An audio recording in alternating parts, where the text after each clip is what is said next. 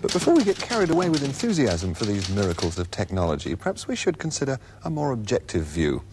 Author and journalist Rex Malik has been observing and writing about the computer world for more than 20 years. And where does he think it's leading us? It's leading us to major change. Some would say as unprecedented change has occurred during the First Industrial Revolution.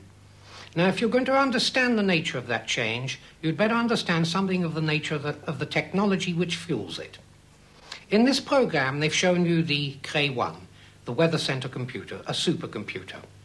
Yet, in comparison to what's to come, that isn't even the equivalent of a Model T Ford. The Japanese have just started a program to build a computer 100 times as powerful. That program, they say, will take about 10 years.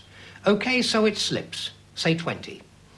That means very simply that at the end of 20 years, almost everybody will have one, or access to one. Now why?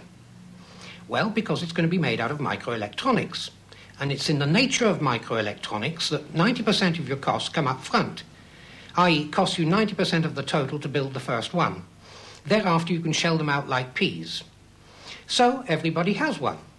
That means that a 15-year-old at school today, by the time he's 35 to 45, is going to have almost unbelievable brain and memory power added to aid him in his work.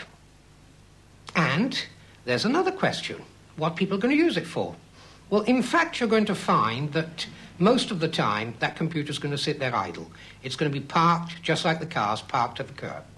Sometimes it'll go to top speed, but very seldom. Now, the question now becomes, it's not that do computers have social consequences? It is, what are the social consequences of computers? What are the issues that are raised? And remember, we're talking about a computer of 100 times the most powerful computer on the planet, and yet it's essentially built out of the very same technology that Chris booked his holiday on. What we do with computers has always depended on the cost of storage. Well, the cost of storage is becoming trivial so that we can all hold almost any data we like on a computer. Does this mean that there's a kind of electronic big brother waiting out there in the future? Well, yes, I'm afraid there probably is. For the technology is now beginning to place awful temptations in front of administrators. Do it fast, do it easily, do it cheap. What we need is law, custom, and procedure. We need to be able to control what is held on computers, who has access to it, and how they can use it. And we need to be able to correct the record. What worries me is not that Big Brother will get it right, but that he'll get it wrong. The trouble is that people tend to believe what computers tell them. Well, they shouldn't. There's a more than 20-year-old rule in this game, and the sooner everybody memorizes it, the better. It's garbage in, garbage out.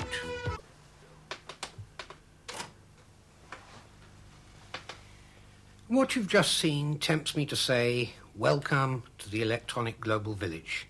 Indeed, I'm also tempted to say, welcome to the electronic global office. But first, a word of warning. The electronic global village is different, but it's not all different. Computers are additional. They don't supplant what came before. They extend rather than constrict. I doubt an end to books and paper. I do see their role changing. I doubt the paperless office. I observe that paper is what people prefer to read. Show me an office that doesn't need paper, and you probably also show me an office that doesn't even really need people. If you'll excuse the pun, you could foresee there the people-less office. I doubt that. I think that's an illusion. The truth is that we need the office or something similar.